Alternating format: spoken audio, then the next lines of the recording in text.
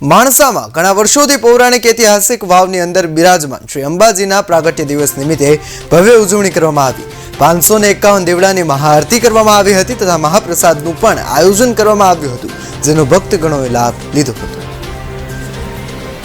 આ એક ઘણા વર્ષથી એક અંબાજી માતાની ઐતિહાસિક વાવ આવેલી છે અને ઘણા વર્ષથી આરતી કરવી હતી, પણ અમને દાતા તરફથી એમાં ચાવડા બલરામસિંહ તથા એમના દીકરા કિરપાલસિંહ અને બીજા અમારા દાતા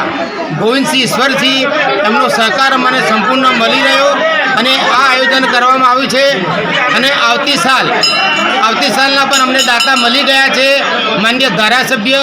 અમિતભાઈ ચૌધરી તરફથી પણ અમને અનુદાન આવતા વર્ષનું આપવામાં આવ્યું છે અને આનાથી પણ ભવ્યથી ભવ્ય આની ઉજવણી થશે